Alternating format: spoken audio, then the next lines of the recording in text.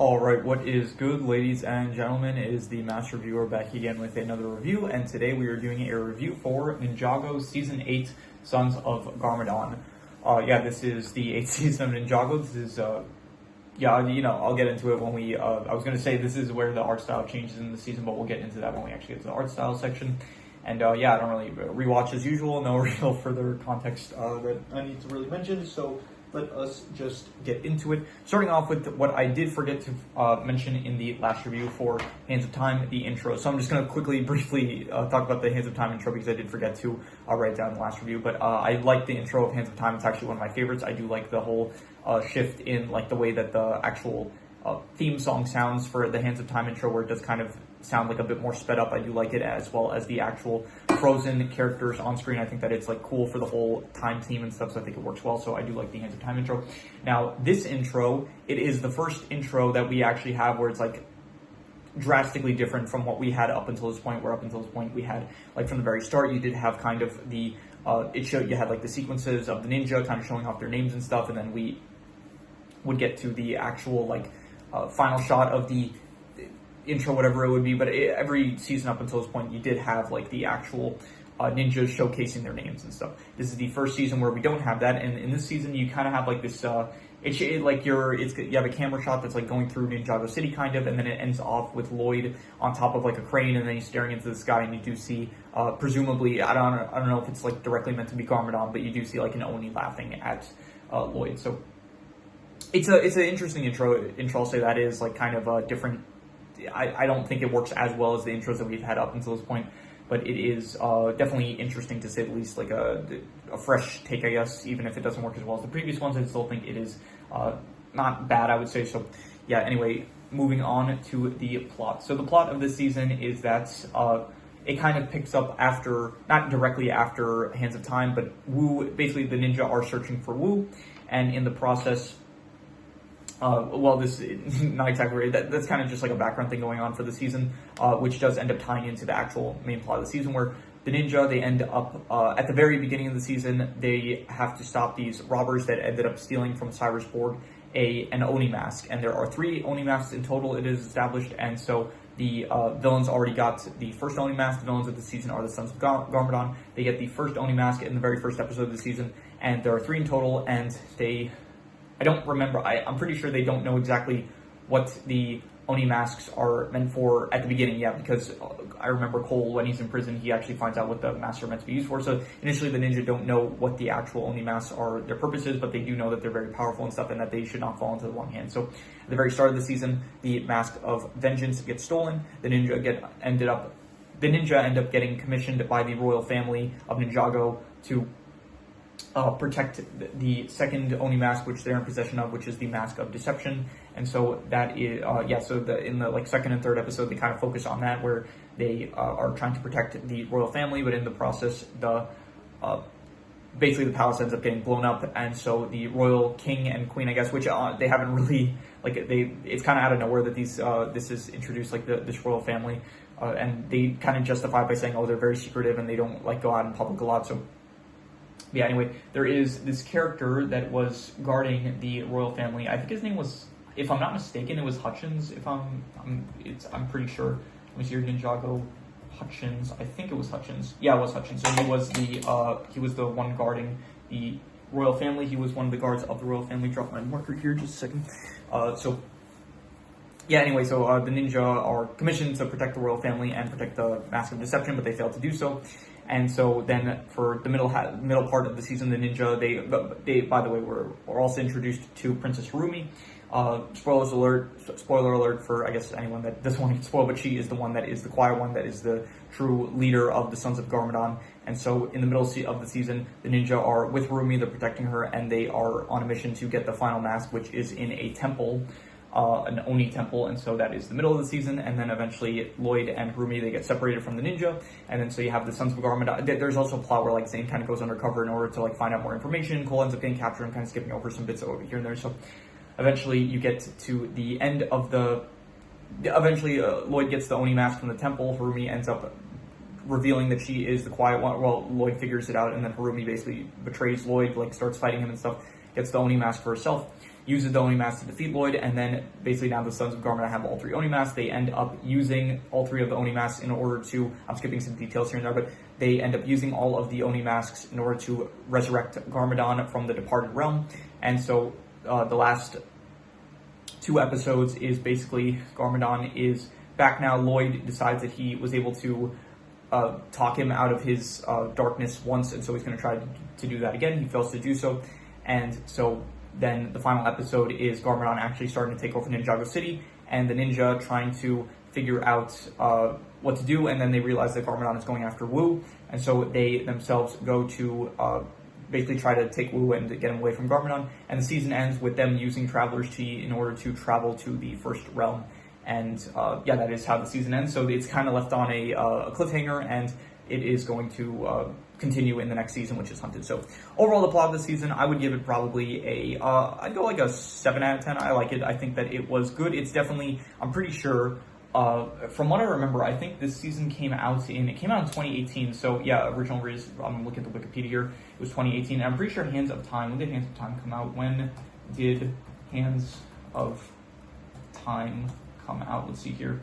I think it was 2017. Okay, so it was still, yeah, so Ninjago was still releasing at about a yearly base at this point, but this was when the art style changed. So this was like, I remember me myself, I was definitely intrigued to see how the show was going to shift, because I think this was also around the time that the Ninjago movie came out, so they did want to change the art style of the show in order to reflect the actual, it was meant to be like more, to make it more appealing to actual kids watching the show in the future. They didn't want to stick with the old art style because it was a bit outdated, and so they did change the art style, and so I was interested in seeing like how the show was going to actually change. And I think that in this season they also do make some changes where they do end up, I think there's apparently a novel or some sort of like light novel or a graphic novel, something like that, that is called Way of the Departed, something like that. So I think in that one they kind of established that air jitsu is, they mentioned something about it being like dark magic or something like that, so they're not, they decided that they're going to swear themselves off from using air jitsu.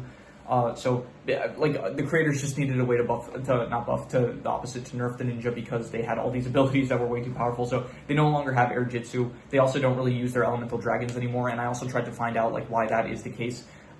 And from what I saw, it was like after they lost Wu, they got so they can't be afraid in order to summon their elemental dragons, and I guess the fear of Wu being gone like makes it so that they can't summon their dragons anymore.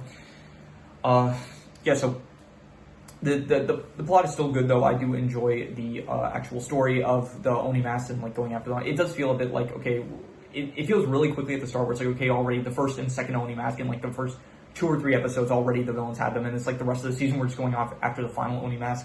But I do like the plot of actually resurrecting Garmadon, and I think overall the season was good. It still feels like, you know, we have the same ninja once again. It doesn't feel like the actual characters changed too much, which I appreciate. I am happy that it is still like the same characters that we are still with, and so that is good that they didn't like drastically change the characters or anything like that. We do also get some focus, I'll get to this point, but yeah, we'll transition into characters with that. So overall, the plot, I would give it a 7 out of 10. I thought it was pretty good, I would say. So in terms of the characters, we do have Lloyd, who does end up having his voice actor changed. The voice actor previously was he was voiced by a woman, and his voice was a lot lower because he was not lower, higher, I think, because he was younger. And so now they kind of do, they say he had like a growth spurt or whatever, so he does have a different voice actor now. And I think the voice actor, I think it's a good voice acting choice that they went with. And so yeah, Lloyd is good in the season. He is like the poster character, I think, for the season, I would say. That, or you could say Garmadon if you want to say like characters that are not ninjas. So Kai, Jay, good as well. I feel like they take a bit more of like a backseat in this season, which is fine, because in the previous, in season 7, Kai was one of the poster ninja as well as Nia, and then Jay was the poster ninja of season 6, and so it does, I'm fine with them having like a bit of a back role in this season. In this season, though, you do have a bit more emphasis on Zane and Cole, which I did appreciate. I was happy that we did get to see, because obviously Cole, he only gets his own season all the way in like Master of Mountains, all the way in like season 13, so it's going to be a while before Cole really gets the spotlight, but they did actually have like a good amount of screen time devoted towards Zane and Cole in this season, which I did appreciate, because it did feel like it's been a while since we actually got to have some focus on them. You had the whole side plot with Zane actually going undercover in order to investigate the Sons of Garmadon, so I thought that was good. And yeah, I did appreciate their characters in this. Nia is good in this once again, but once again, similar to Kai and Jade, she does take a bit of like a backseat compared to some of the other ninjas. Princess Rumi, she is fine, but you do kind of, it might be because it's a rewatch for me, so because you kind of like, at least for me personally, I kind of, throughout the whole season, I was like, it's similar like Pixel, a bit less obvious than Pixel from season 7, but you do kind of, Pixel, by the way, she is revealed to be Samurai X in this season, but, so, a bit less, I guess it was a bit less obvious, but you can kind of tell that Princess Rumi is going to be the one to end up, that she is going to be the quiet one. I think maybe, again, it is because I already knew that she was, but I still think that it was, you know, a slight bit obvious. A lot of these mysteries are usually, I'll tell you what wasn't obvious, like when you have, in season 3, when it's like Pythor returns to help the Overlord, that was one that was like kind of not obvious, so they need to like, I don't know, make it a bit less, when you introduce characters, or it's like you show all of a sudden a character goes missing or whatever, it's like, you gotta, I don't know, do a better job with the hints that you're giving, because some of them, like, it's just too obvious in these cases, so Princess Rumi was fine. I think her whole motivation is like kind of stupid, of like, oh, the Great Devourer caused her parents' death. Garmadon saved the day. The ninja weren't able to save the day, therefore I want revenge on the ninja that like weren't able to stop the Great Devourer. But Garmadon, like that seems like really stupid. And then in the process, she's like, okay, we're gonna have resurrect Garmadon, who's just gonna in his evil form, and so he's gonna like literally at the end of the season he creates this giant rock monster in order to. Like, and he's using it to basically take over Ninjago City. It's like, what are you getting at? It's like, yeah, it's revenge for the ninja. Why are you even going after, why are you trying to get revenge on them in the first place? Like, this was, like, back in season 1, and the ninja are not really at fault for not being able to stop the Devourer.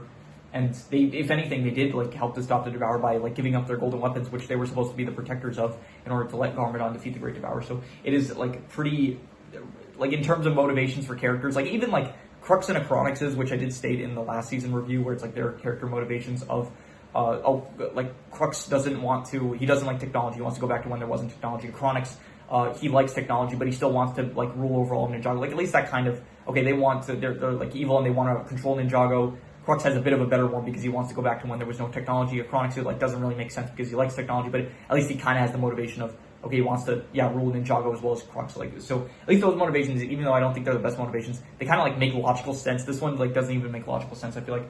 So, yeah, her whole relationship with Lloyd, I thought it was fine. It felt like a bit, I don't know, I don't want to say underdeveloped, but the chemistry wasn't as good as some of the other relationships, I guess, in the show. So, yeah. But overall, she was a fine character. I did not dislike her, but she's not really one of my favorites either, so. Garmadon's return, I am very happy to see Garmadon again. He is a great character. He is great once again in this season. He does get another art style redesign. Basically, every character. Surprisingly, though, Misako does not really have a character redesign. So, but yeah, Lord Garmadon as well. He gets a character redesign. Looks a lot more Oni-like in this season. And I thought that he was good. He was very threatening, very powerful, and I do like they basically brought a version of him back that is basically pretty much all the evil parts of him. And so I do like how he is much more willing to fight compared to in the past where he like kind of had this struggle where he didn't want to really fight Lloyd. So the fact that he is much more willing to like get into combat, I think that it is good.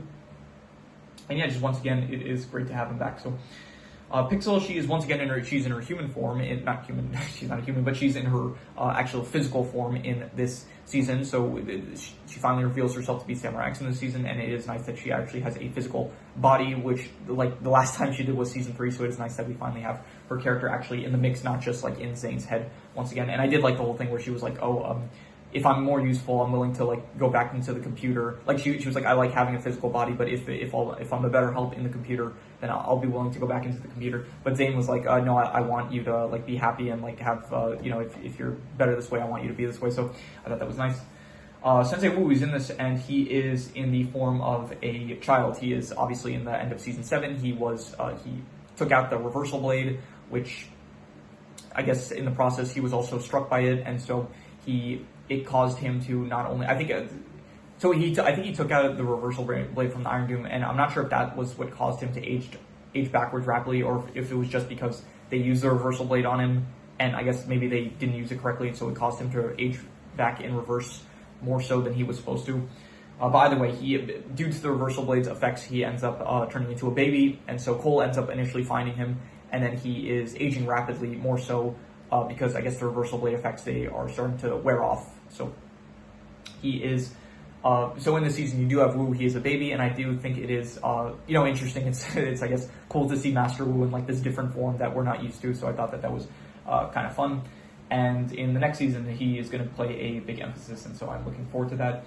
Misako's in this a bit. Once again, Misako, she's honestly the one that, she looks exactly the same from how she did in the previous art style, so, which is fine. Like, I guess you didn't really need every character to change their look to change drastically. So, and I remember in the Lego Ninjago movie, she wasn't actually, her character was like completely different, so I guess they just didn't bother changing her art style, so yeah.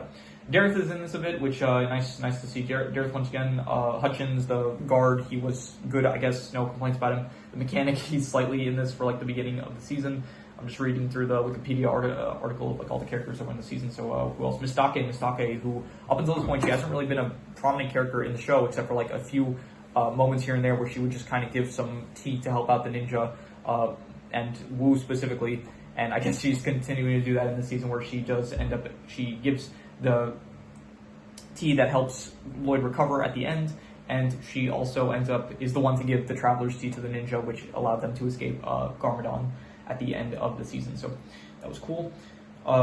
Samurai X, once again, that's just Pixel, cool again this season. Kilo, Ultraviolet, and Mr. E, they are the kind of generals working for Harumi in the Sons of Garmadon. I think that Mr. E is pretty cool. I really like Mr. E.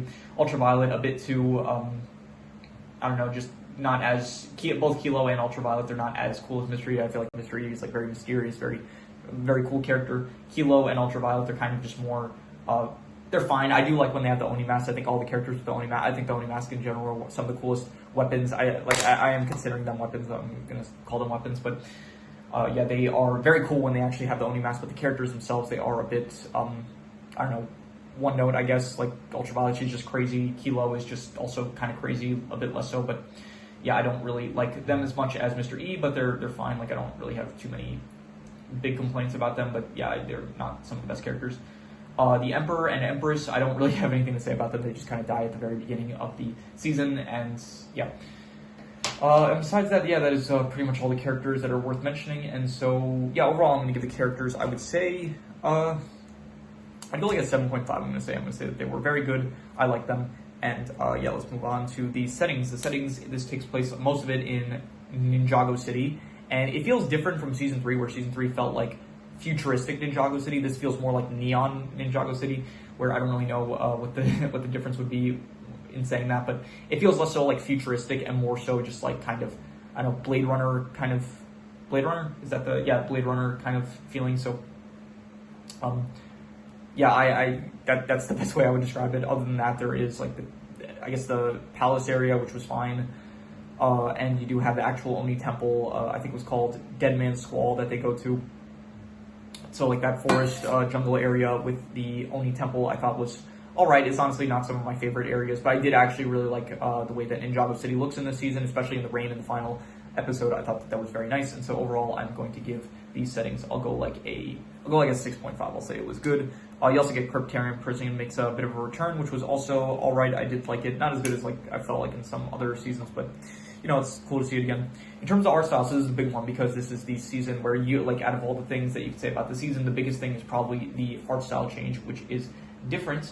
And overall, I would say that I think that it works for certain characters more than others. Like, for example, I think that it works very well for, I would say, Jay. I think Jay looks better in this new art style, as well as Nia.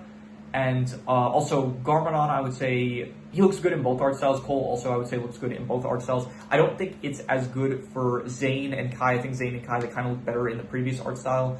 And Lloyd, I would say, also looks better in the previous art style. So I think that, I'd say, like, it looks good for certain characters, not as good for other characters. Overall, though, it is, I guess, like, meant to, they did it in order to appeal to some more younger viewers, I would say. And overall, like, I don't have too much of an issue with it. It doesn't, like, ruin the show by any means.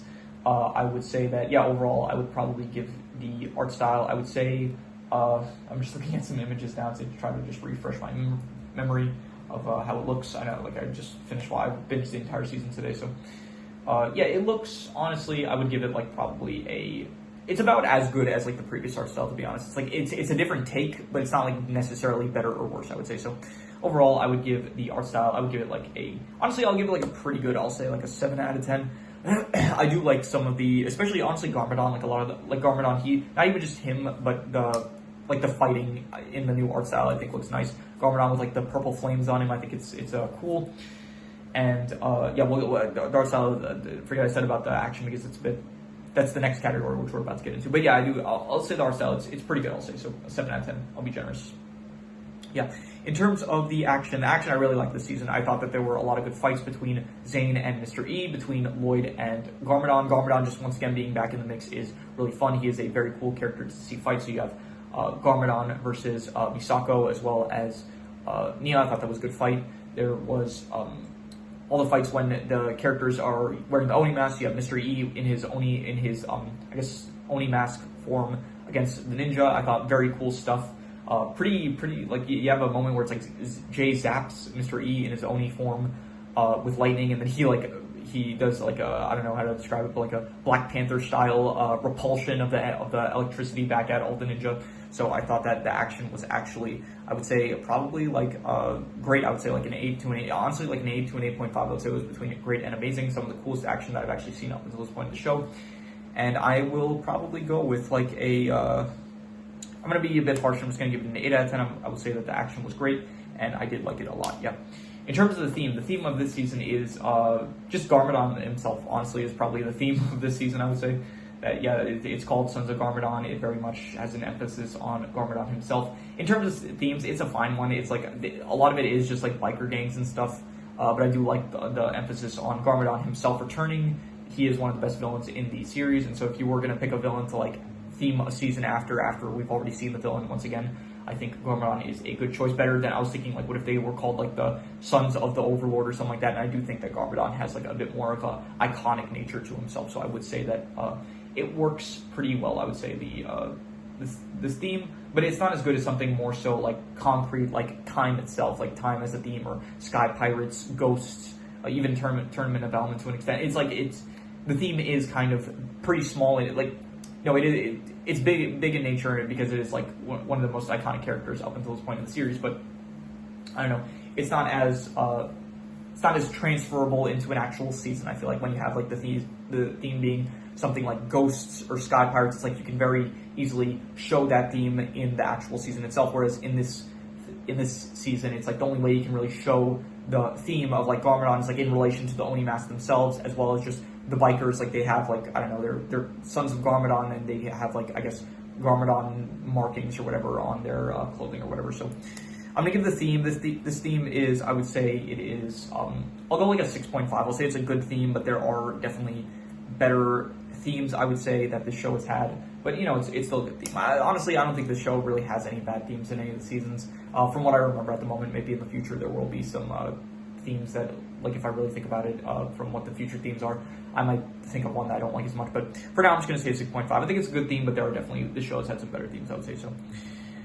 In terms of the worst thing, I'm not really sure what the worst thing is. I don't really have, I'm trying to think of what a worst thing in mind. Maybe just Ultraviolet and Kilo. I don't really like their characters as much, to be honest. I'll say their characters are like I don't know, I'll go like a 5 out of 10. I'll say that like they're not bad, but honestly they were probably some of the weakest parts of the season, I would say. Especially later on, like Ultraviolet, she becomes like a filler villain, like what the mechanic currently feels like. So, like this is probably her best season, and then after the season, she's probably only going to get worse from this point. Kilo as well, I'm pretty sure. I don't remember if Kilo really returns that much after the season, but yeah, I'm going to say that they were probably the worst part in the season, in my opinion. And the best part, I will say, was probably just the Oni masks, honestly. I really like the Oni masks. They were really cool. All the moments where the characters would use the Oni masks were very nice, as well as Garmadon himself. I'm going to say both Garmadon and the Oni masks, I'm going to give an 8.5. I'm going to say that they were amazing. Very much enjoyed all of the fight scenes with both, Garmadon and the Oni mask. I do kind of wish that we had like a bit more variation with who used the Oni mask, because you did have, like, for the Mask of Vengeance, we only see it being used by Mr. E, the Mask of Deception only being used by Kilo. You did have, like, in one, you had, like, the instance of the Mask of Hatred was used by first Harumi and then Ultraviolet, but then I still kind of wish we had, like, I don't know, it would have been cool, honestly, if we saw some of the ninja use the Oni mask. I feel like that could have been some interesting stuff to see. So, yeah, I do kind of wish we had a bit more like creativity in that case, but it was still cool what they gave us, I would say. So yeah, overall I would say 8.5 for both Garmadon, like the action sequences with him, as well as just the character himself and the Oni masks, I would say. So yeah, that is all the scores. So I'm going to do the calculations. So King Crimson. All right, so it ends up coming out to exactly a 7 out of 10, which would be pretty good. And I think I would give it between like a 7 to a 7.5. I thought it was between pretty good and very good. And honestly, I did like it more on rewatch, I would say, than compared to the first time I saw it. And I think I'm gonna give it between a 7 to a 7.5. I'm not gonna give a concrete answer. I would say that it was between pretty good and very good, between a 7 to a 7.5, I would say.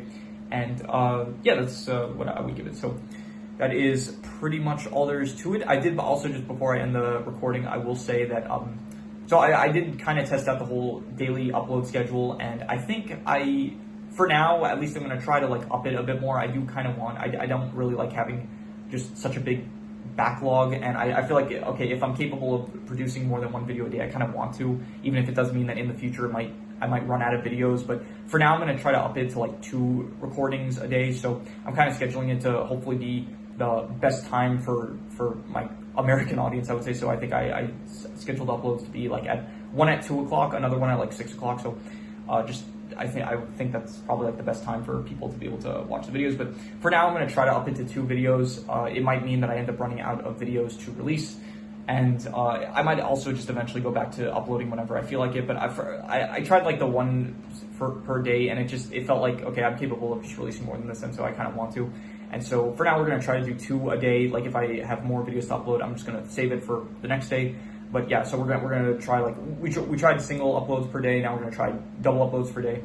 And yeah, if double uploads doesn't work, I might go back to single uploads, or I might just go back to just uploading whenever I have the videos ready. So but yeah, that is just a small update about the schedule, I guess. So but yeah, that is pretty much all there is to it. So if you have any recommendations, any shows, movies, video game stories, anime, web series, anything that you want me to review, leave it in the comments and I will maybe possibly check it out. With that said, that is pretty much all there is to it. So let's leave it at that.